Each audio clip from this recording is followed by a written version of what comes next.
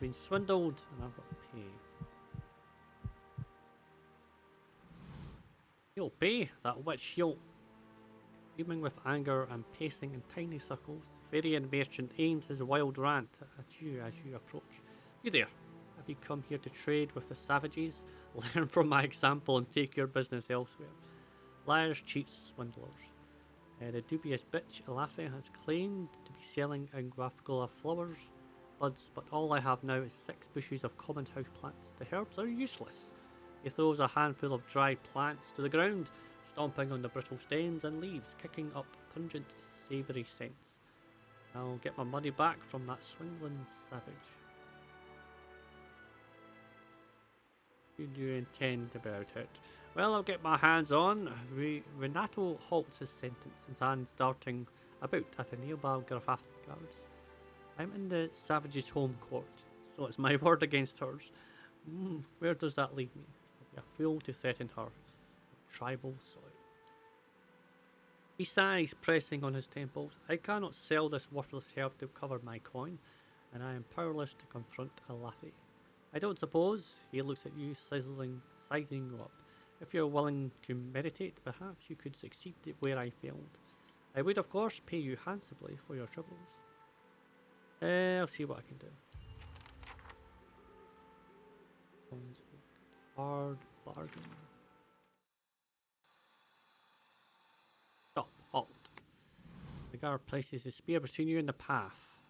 Still, Estamore, the rest of the city is forbidden except by order of one of the Amatha. Trespassing to 20 elms is punishable by cliff. Where do I get permission? Haha, you can always find one of the upland passions. We know that. Cool. Want to find out what was going to happen? So. Laying low, nice and slow. Hello! Hello, welcome, welcome. I'm always glad to see a new face. Take a seat where you like, my friend. It seems to me you've walked a long road. All are welcome here, and those with interesting stories must come the most welcome of all. Who are you? My name is Elif Etherian. They call me Haggard Shoes for all the walking I used to do, and all the boots I wore down. But these days are well behind me. My eyes have seen a great deal, and now my ears get their fill from the travellers who come through here. I'm always glad to see new faces. Take a seat where you like, my friend. It seems to me you've walked a long road. All are welcome here. Tell me about this place. Of course, his face brightens. I founded it in many years ago, but in many ways its tale begins much earlier. It was while I was returning from a long journey south that I first heard the story of the tree upon which the inn rests.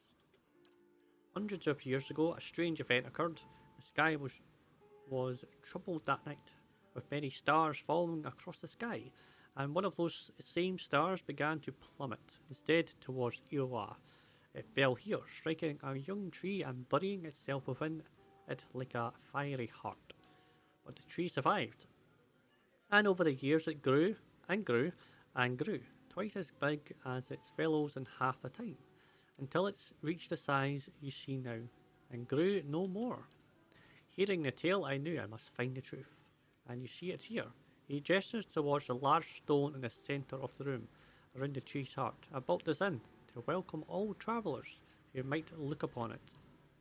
I was glad to see a new face. Take a seat. Yes. What do you have for sale? Welcome. It seems to see someone from more civilized lands around here. Her unkempt hair sprouts a wavy black roots. Despite the fine features that sculpt her face, a cleft chin completes her boyish appearance. I'm learning firsthand that many shortcomings of Gravasan hospitality. Her gloved hands come to a rest on the pommel of a long estoc clutched low on her hip. I can almost forgive the hostility towards outsiders, but the temperature, taverns, and the watered-down drinks, inexcusable. Ooh, I hope I don't seem too forward, but I've heard of you. A sly smile curves a dimple on her cheek. You're famed among the dozen, and that makes us allies.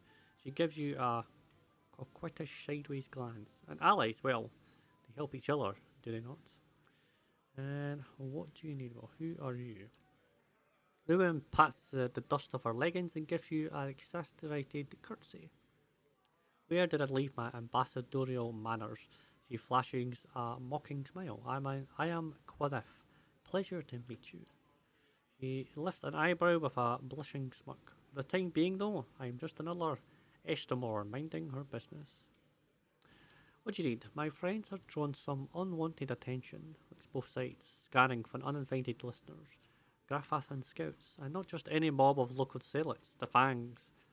She pauses to let the name settle in the air. The Fangs are a brutal, ruthless bunch, eager to make an example of troublesome outsiders. And for why I need your help. Her smile widens as she speaks. I need someone to warn the expedition that trouble is coming. I need someone ready to fight, if it comes to that. She taps her hand on the pommel of her estoc. With any luck, we'll reach my friends before the Fangs do. But if not, the Fangs have a reputation to uphold. So this might require spilling blood. Why aren't you with the rest of your friends? Why not warn them yourself? Her posture stiffens. It was my turn to handle Far Patrol. I spotted the Fangs on my trek back to camp.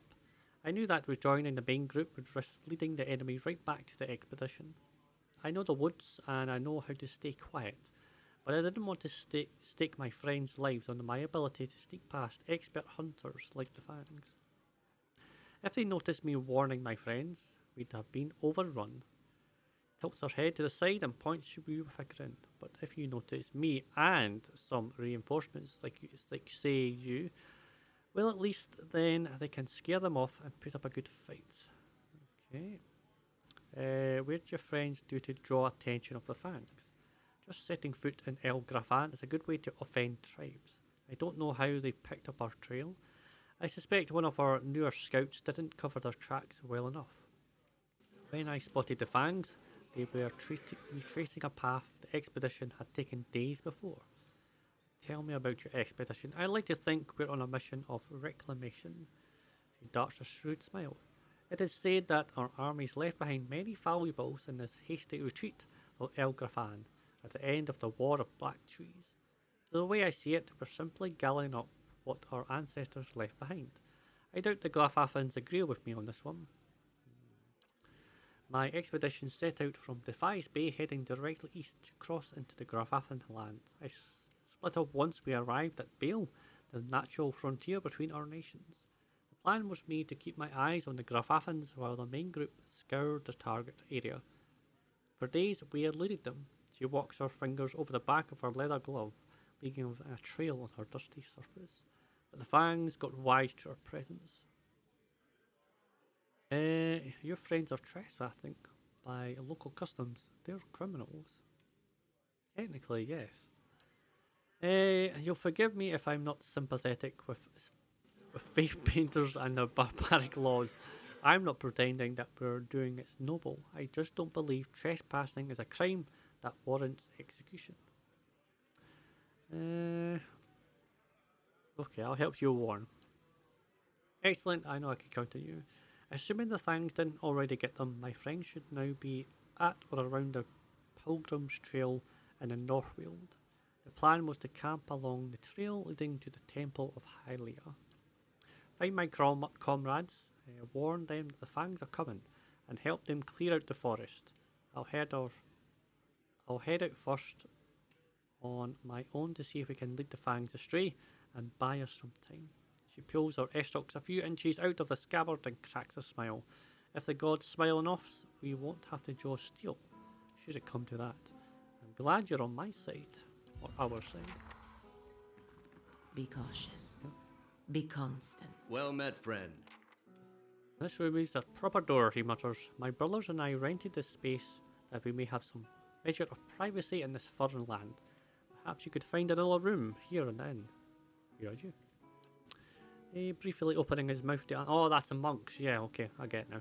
That's the seal I've got to bring them. He looks up to you and down, carefully choosing his response. My brothers and I were having a private discussion and a room be rented for our use. Please, there's a tavern full of people who would provide you with the barter you seek. What brings you order to this place? Is he just going to kick me out? Well, they're not going to tell me, so I'm just going to say I met the monk in robes. He dies of his wounds right as I found him. The monk's eyes widen, his fist curls in cracking barrage of popping joints. Robes like ours, you say? Was he carrying anything? Did he tell you anything? Hand you anything? Please, we've been waiting for from an other from our order to meet us here. And if you found him, show him in the message. He gave me this missive.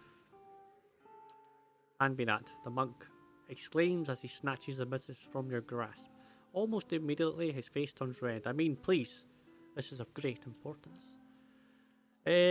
Breaking the seal, the monk unrolls the handwritten scroll contained within and quickly reads the message, his lips breathlessly mouthing the text. He turns to address his brothers. My brethren, the Archmater has sent word. At long last, we now have what we need. Thank you, stranger, the monk says, folding his hands in front of him as he bows. Your honest soul is to be applauded. I admit I was surprised. When you handed me the missive, I expected the seals to be broken. The monk turns red, his face smiling from the first time. I am glad to see common decency is not yet lost from this world. He reaches into the folds of his robes. Here, your honesty must be rewarded. Let's pop up. You want to start speaking to people. The man looks up sharply as you approach, eyes going white. You're the one he's looking for. He sets down his wine. You killed the Lord Utrick. Keep it down, idiot. What if I did? No, you don't understand. It didn't work. I'm one of the guards at the keep. He was one of the guards. He killed most of them. The ones you didn't. That's great. Cole, he didn't last very long. Nothing but empty air, him. Nice enough to work for, I mean. Much nicer. But that didn't help him when Ridai came back. Gods, the screaming. His eyes, it was like he was burning inside. He says he's come back to lead us, like before. He says he's going to kill you for what you've done. I told him I didn't find you, give you his calling. Do it all honourable, that sort of thing. He let me go, and I kept on running far as my coin let me. He laughed bleakly. Funny, me running into you anyhow. Yeah, I suppose that. Perhaps I should seek him out then. Go again. Yeah, sure. He'll love that, he will. Dying hasn't stopped him thinking himself noble, even when he's hurling poor Lendry off the wall. Hey, I don't mean to go back there as long as I live. I figure I'll find work here in Twin Elms somewhere, even if I have to guard some hut dwellers' goats or something. Until then, I plan to drink until I don't remember any of what happened. Good luck to you. There's something awful out there howling after your blood. Utrick's still alive. Well, that's great. I need to speak to your mother. Where might I find her? She lives not far from here. The little girl points at the exit of the market. Climb up the stairs. At the top, there's a circle of ruins. Do you know it? It's on the north side of Hearthsong. Anyway, her house is right there. The door faces those ruins. So climb up the stairs. Got a level. Hail, Estramore. Hey, may look hard bargain. She's got a lot of troop behind her. An old elven woman stands tall and proud, surrounded by Grafafan warriors that study your every move. You speak on Rinato's behalf, I presume? I knew he would convince someone to do his bidding. I did not suspect it would be the Estamore involved in all the chaos at Devan's Bay. She tilts her head to the side and blinks slowly. Does the presence of my armed entourage concern you? We were expecting a defenceless shopkeeper, am I right? Yes, I was. Alarhi raises her dye-stained hand just as one of her guards begin to lurch forward. Stillness. She barks at her attendants. Give the Estamore a chance to speak. We are not Deobrian beast here. Hospitality reigns. Alarhi nods to you, holding up an open hand, her palm and fingers covered in blue and green dye. The envoy of the Filarians, speak the message you were sent to deliver. I want to hear your side of the story.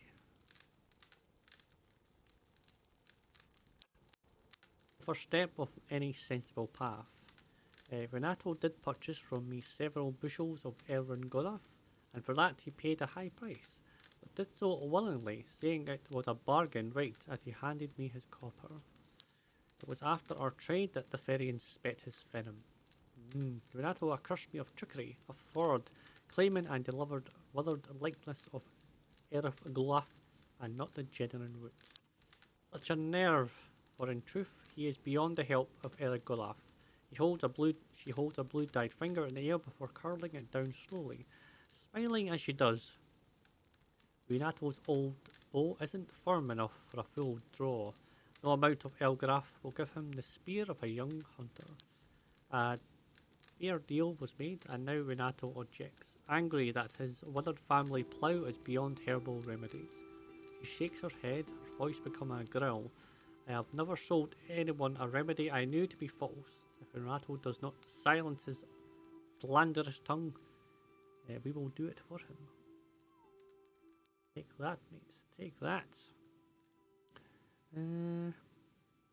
What kind of punishment do you have? Rinander has slandered his host, making him no longer a guest. The merchant must vanish from Twin Elms. Okay. But Grafaffen hospitality must be observed, always. He is to be given a chance to leave on his feet before he bleeds on his back. Deliver in our name a warning. Tell Rinato that if he does not leave, he will be accursed of conspiring to pilfer and Glyphon relics from our lands. He won't risk a trial by the council. Alarhi draws a small wooden cage from the folds of her robe. If he won't listen, tell him that this faulty member will end in a cage, just like the black beetle, food for our birds. I will deliver the message. Return to me when Valarian has disappeared. God, his little member's going to get stuck in there. Yes, I listened, foreigner. What are you talking about? News from beyond, east of the Great River. The Deerwood fires have returned to the foreigner's city. We've heard. Defiance Bay, its waters run foul and dense with the stench of corpses. Not even the recent floods could wash away the stain of its corruption. A dying prey. Some see it as such among us, a chance to strike. Others not so. Only a council of the Aftermath can decide what the 6 tribes must do as one. Tell me about the council. Lead our tribes, one of each. They speak with the spirit of our people and act in our name with our will. The council of Amafafen means the tribes commune as one. But no common will is found just now when the Deerwood ails like a wounded beast. Only 2 Afafen currently shelter within Twin Elms, while the rest attend to their tribes. They must return. Too far, too consumed with duties. The Amfafen will gather soon, another season at least. We wait until then. Tell me about the building. The hearth of all Grafaffens, the 6 tribes. We honour our people here. In this passage, offerings are made, symbols of respect to each tribe. This is the house of our ancestors and our people at once. The Afafen, when all of them are present in Twin Elms, from a council at the end of the passage. From there, our history moves on. Estromor, what brings you here? Sensing your approach, an agitated elven hunter suddenly drops his conversation and turns to face you. What kind of curses have you learned in your filthy homeland? A red stripe of paint gleams, pearl with sweat, from cheekbone to cheekbone. We speak of Glafan matters. Be gone. The huntress in the group raises her calloused hand. Still your heart, Ridai. Do not forget where you stand. She parts a fine strand of golden hair that floats before her face, and acknowledges you with a nod. Some decency. In the house of our ancestors and the 6 tribes, we commune as one people. Ridai looks away and fumes in a strained breath. The ancestors will give me and my brother when I clean the shame away from his name.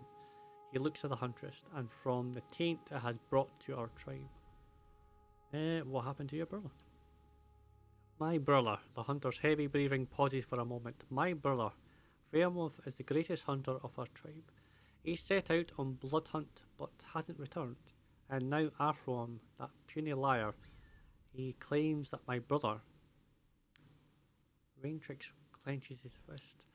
The elven huntress fills in the silence. Airfus belongs to another tribe. He is the hunter that competed against Fairmore during their blood hunt. She gives a glancing look to Ridai. Elthin claims that Thurman has exiled himself, decided to not return to Twin Elms. His stripe of paint curves like an angry wound, exiled in shame for losing to him during the blood hunt. Can you believe this? Liar! Even though Arbath returned with the giant Stelgar's fang as proof, it's hard to believe that Thermod would have failed to kill the prey first. The hunter digs her heels onto the dark soil, but you cannot claim that yet, Ridai. Not until the people judge the truth. Antha's weak, from a lower tribe, bares his teeth. He lies. I'll find the truth and clean my brother's name. Why would Ennis lie about your brother? Why? Please, still your anger. He does not know our customs. The hunter turns to you and nods. Enther stands much to gain from claiming a victory over Faerun. It brings renown and glory to his kin, a lesser tribe, the twice-split arrows. Erf has no history, no name, and now he returns a hero while my brother, tricked perhaps worse. How do you plan to clear a name? A bead of sweat rolls down Ridai's forehead and hangs from his red-painted cheekbone like a drip of blood. It quivers as the hunter's muscles twitch. I can't tarry here while my brother's fate remains unknown. People must let me go. To judge Arbath and to clean our tribe's name, they cannot listen only to your truth. The hunter lowers her head, glancing at you. Before them, only an impartial voice can speak for what happened. He wipes his neck, and a drop of sweat lingering on his cheekbone flies to your direction. You mean to involve this one, an Estramore? Oh. She points at him, her callous finger curved like a claw. Listen to me now. Arfing returned, with proof. Your brother did not even come back. The hunter's blows against the fine hairs floating down over her face. The tribes are split. Something must be done. She looks at you, and this one is known to speak the truth. As an Esmerer, I can look into this without risking tension between the tribes. Yes. To the face you, his hand features betraying no emotion and a nod. You are right in the claiming this. The anathemath. I'm never going to pronounce this right. These people would agree to listen. There's no union between you and our tribes. The huntress nods at you. Fairmore and Athern went to the Northweld Forest, beyond the Old Song Pass, to hunt a giant Stelgar. Search there and return to us with the truth if you can. But be aware, Stelgar of such size, many times over their lesser kin, usually gather a big pride that follows them closely. He fixes his eyes on you, two glowing embers over the blood-red stripe painted across his face. Estramore, I don't expect help, but I'll do anything to know of my brother's fate and to clean the stain that Arthur has spilled on our tribe. He throws his chin back. Anything. This I claim. Eyes open. Eyes open, child. Wait. I don't know if I should go through with this. Make the trade deal with the Anamenfath. Anametha. If a Valiant deal with the Glanfathens weakens the Deerwood, it could mean war for the Republics in the future.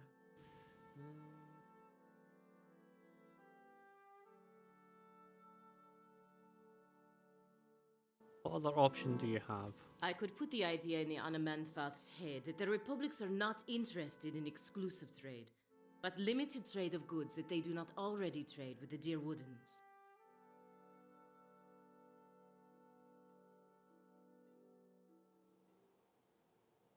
Yeah, I think I'll stick with diplomatic. If you do that, I doubt the Dukes will be forgiven. Consider your options carefully.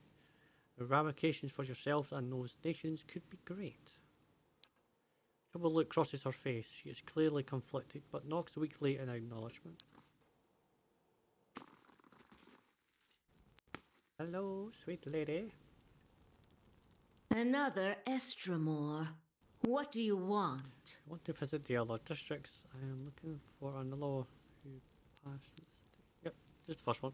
There are reasons we don't let you Estramoran roam our sacred city. Reasons I am coming to understand. Something happened recently. More than I care to think about. Looters have grown bolder at the sites of the builders. The people of Defiance Bay set fire to their own city. And every week, the 3 Tusk Stelgar bring news of more desperate settlers pushing at our borders, trying to escape their plague of Anolfane children. Suddenly you feel the presence of someone else in the hall. That Anamethith continues to glare at you, but something has stepped out of her skin. It reaches out to you. Permitting more strangers the freedom of the city is out of the question right now. Go and be thankful that Anamfath Shimak doesn't sit in the passage of the 6 today. He would not be so kind as I. What? Vision of an Orlan man appears near Beleth. He has the same green-brown fur and hazel eyes as she does. Help me reason with them. He points behind you. Turning, you see the ghostly shapes of 5 other Anafatha. Another Orlan with thorny fur and a scared face. A frowning dwarf, a black-furred Orlan, and 2 elves. Who are the other Orlan? He looks just like you. All creases her round face. Is this your idea of a joke? Your kind have no sense of subtlety. Spectre Orlan takes another step from her, setting his foot down with a slow, heavy motion. Tendrils of essence strain between them, and he grimaces and leans forwards as if struggling against a gale. The angry Afa and I just said it. I can't pronounce it now. That person winces. War! The spectral Orlan's voice is a rasping croak. They're heading for war. Remind them of Failwith warning.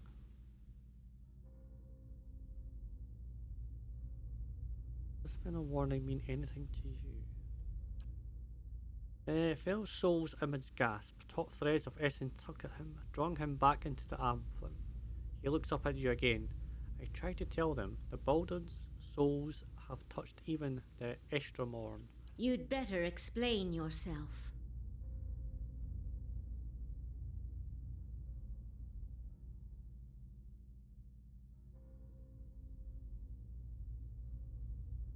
Souls in this place and in you.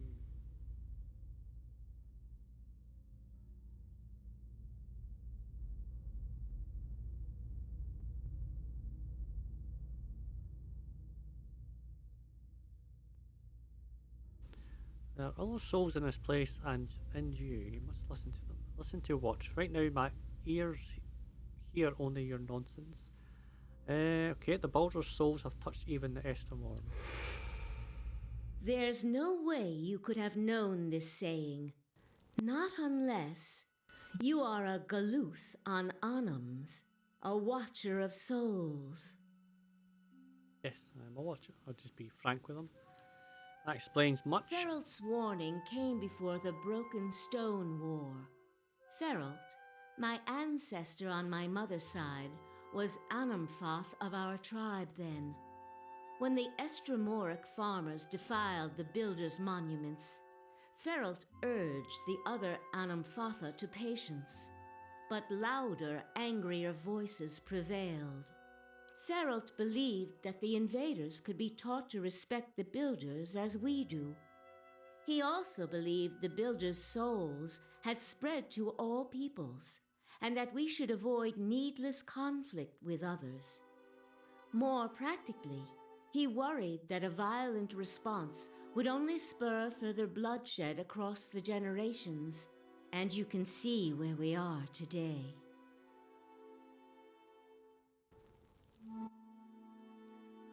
After 2 wars with the Dealbird, his warning is more relevant than ever.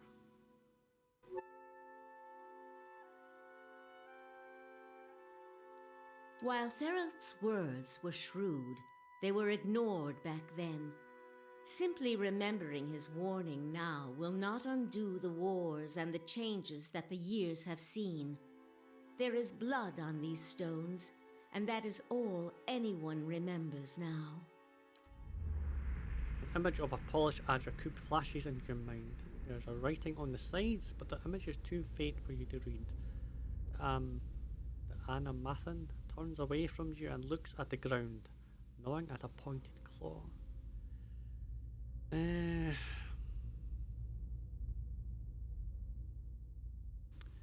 can't change the past, but your choices now still matter. Yes, that is the problem. Another Estromor came through here a few days ago, and, well, letting him through was a mistake. One I am eager not to repeat. The Guided Compass tribe has a reputation for being too soft with Estromoran, one that will not be improved by my failure to stop this man who has desecrated our most sacred sites. Seems like the man I've come here to stop.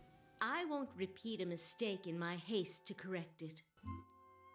We bar twin elms from Estromoran to protect the ancient places that the builders left behind. The builders left this heritage to us to defend, but they alone had access to it. On this much, at least the 6 tribes agree. You again see the polished Andra cornerstone in your mind. This time, the image is clearer. Each face of the stone is inscribed with a phrase you know by heart. You feel your lips form words. A gift from the builders of civilization to the guardians of their legacy. May the guardians watch the door while the builders keep the key.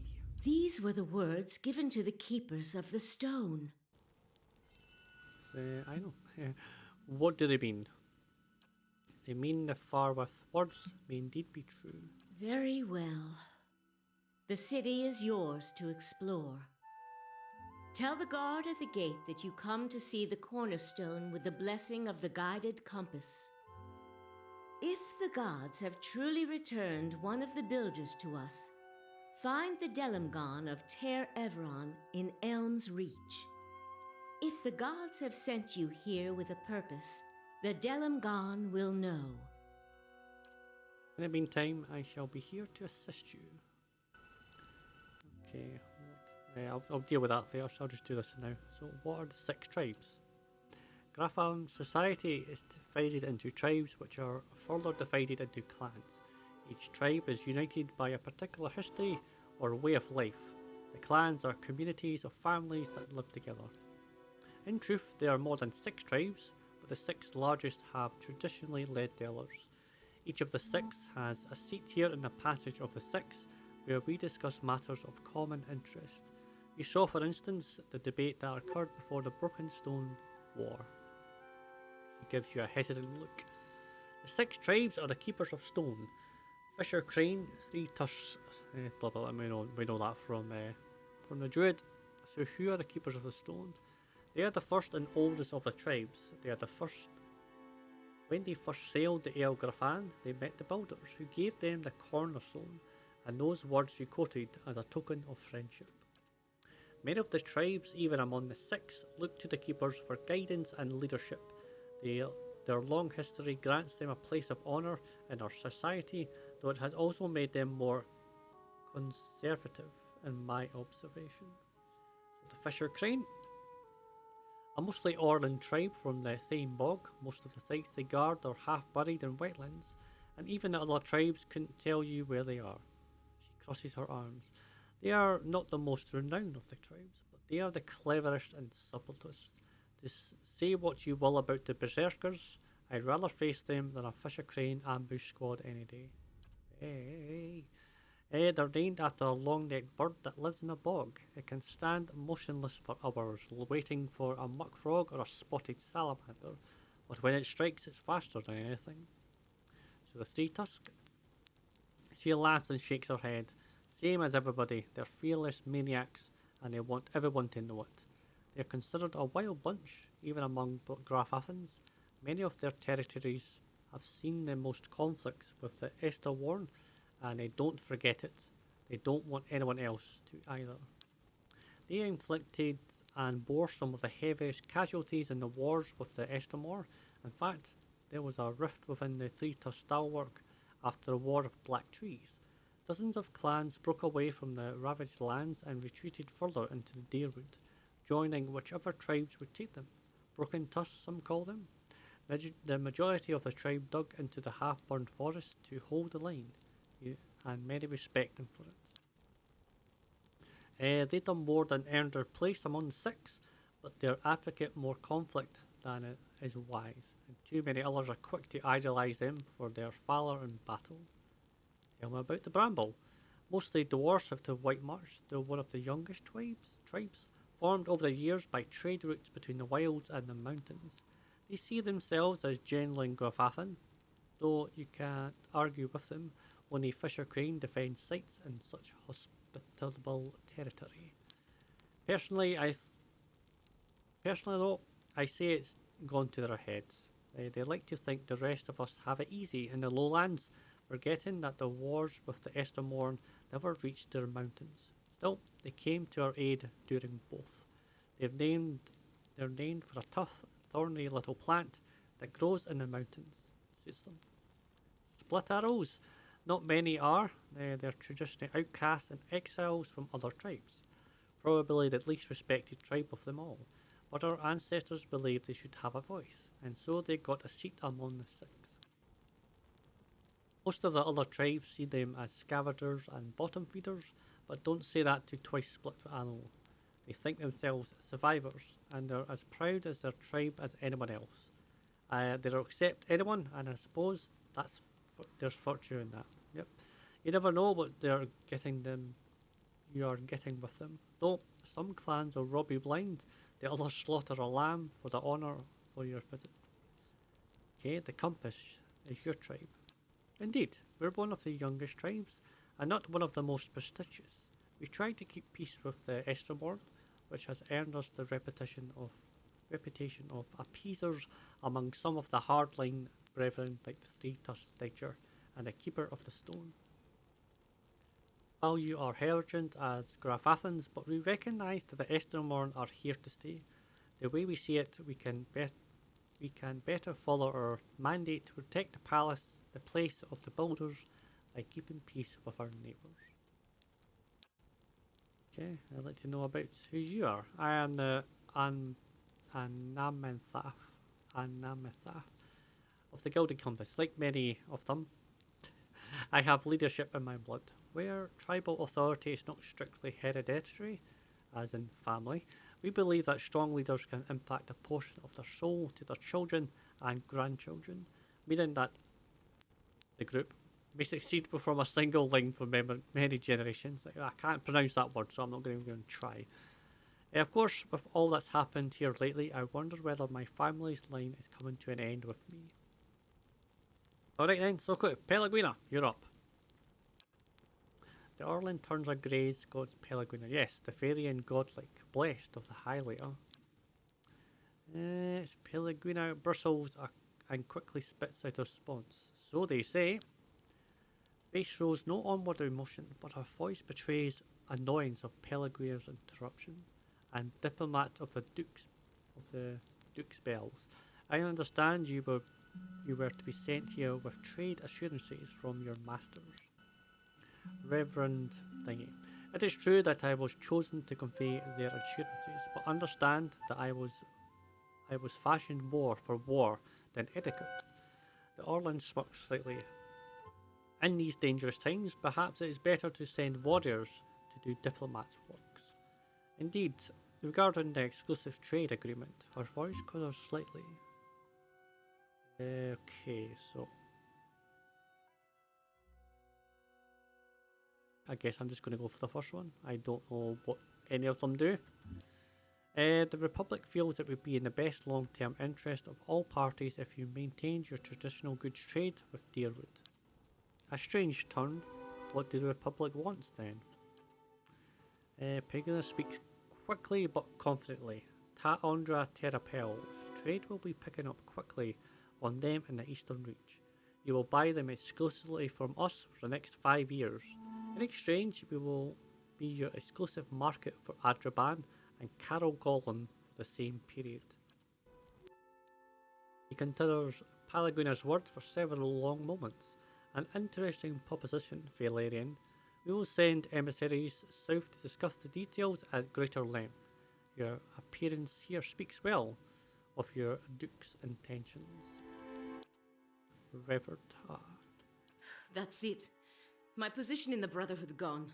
I can't believe I just made up new trade terms to the Glanfath and Anamenfath. Postenago. Bastinado. You did the right thing for the Republics, even if the Dukes can't see it from their advantage. You can deal with the disapproval on later. Verus. They have a saying in Biajepe. New gold clears even the oldest debts. If I'm right, all will be forgiven.